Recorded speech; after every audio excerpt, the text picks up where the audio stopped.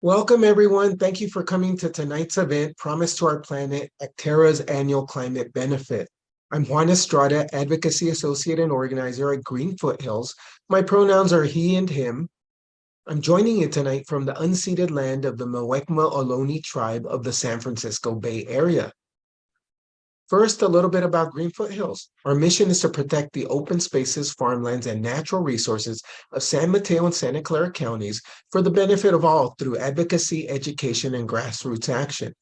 The challenge we continually face is that development can perpetuate sprawl, decrease biodiversity, accelerate climate change, and exacerbate systemic inequities.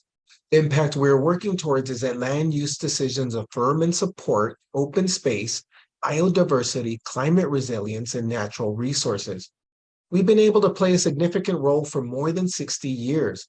We've engaged on over 900 land use issues and campaigns, protecting approximately 185,000 acres of open space and impacts beyond. Some victories were easier than others, lasting only a few months, while others took up to a year, several years, or sometimes even decades.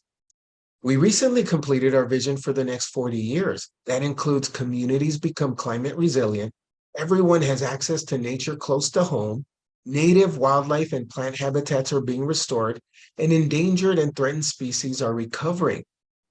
We're also working to grow a more diverse and inclusive conservation movement. We do this by speaking up for inclusive public processes in all of the land use issues we work on through our leadership program, our Healing in Nature outings, and by supporting capacity building by local tribes and indigenous serving groups. To begin with, let me tell you about some of our past victories. You'll recognize a few of our key impacts, including all of the protected hillside and watershed habitat around 280. Most of our work protecting these hillsides were in the 1960s and 70s, extending into recent years. From the reservoir to defeating a stadium to stopping a bunch of golf courses to keeping billboards off the road. Then there's the Devil's Slide Tunnel on the San Mateo coast. Instead of a freeway bypass that would have forever changed the San Mateo County coast and paved over McNee Ranch State Park, the tunnel was a result of a 4-decade-long campaign. That's right, 4 decades. Ballot measure in 1996 won by a landslide 74% of the vote, and the tunnel was completed in 2013. Another example of our advocacy work is advocating for the Bay.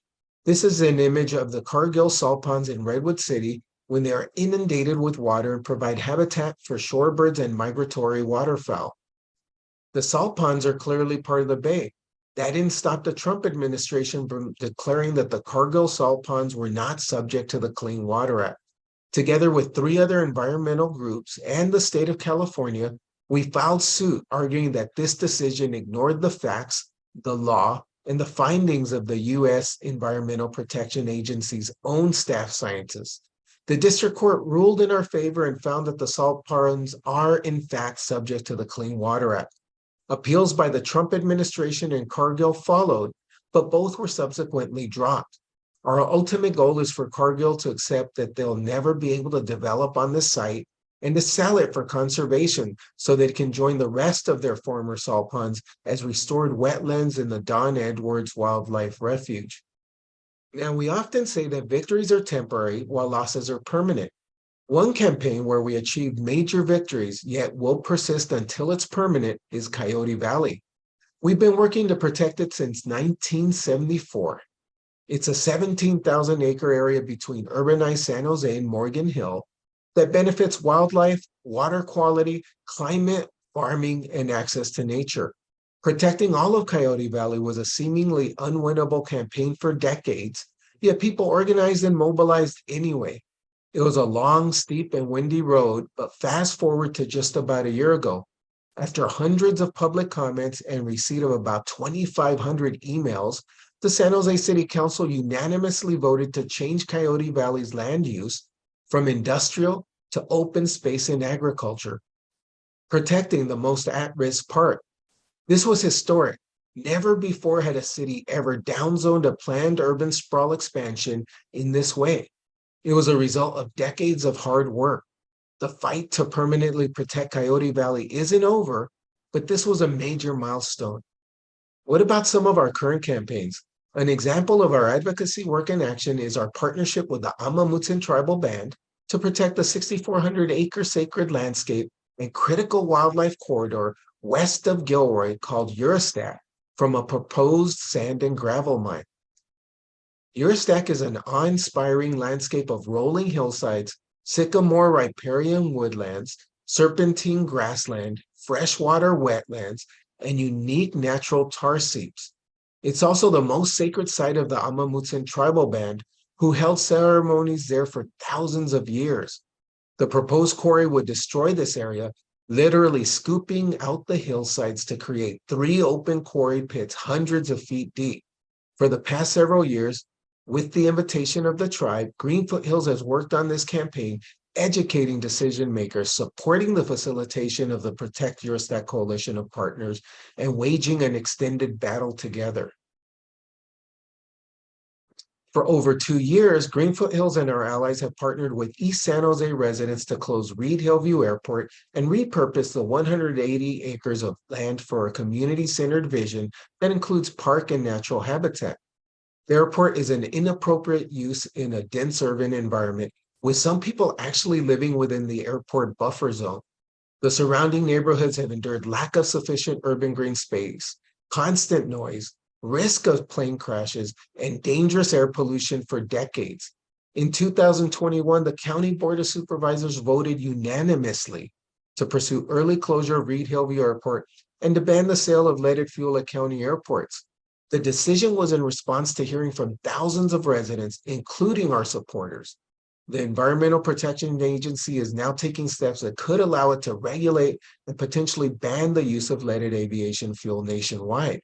While an eventual ban on leaded aviation fuel by the EPA would be welcome, the community will continue to suffer the other harmful effects of the airport as long as it continues to operate.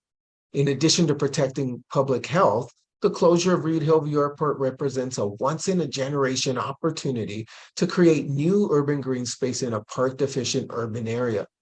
The county should close the airport as soon as possible and repurpose the land for better uses, including open space, as the East San Jose community demands. There's also the Pleasant Hills Golf Course. There's a proposal to allow development of this site, zoned for private recreation and open space, but neglected and not utilized for 2 decades.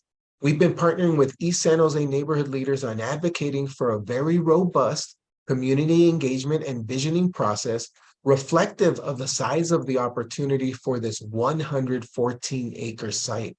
The surrounding community also envisions better uses for this site, and that includes green space and nature. A key step would be for the city's planning department to provide direction and oversight over the community engagement process, similar to how it's doing for sites a fraction of the size, since that's more likely to meet the needs of the city and residents. As is apparent, our work is about regaining a balanced reciprocal relationship with the land, one that facilitates a healthy ecosystem and which contributes to climate resilience in our region. Wondering how you can help? An easy way to support our work is to sign up on our website for notifications. We'll periodically send you information like links to email forms you can use to automatically tell decision makers to make the right decision. You'll also receive invitations to our leadership program for 2024 and to come to our healing and nature outings.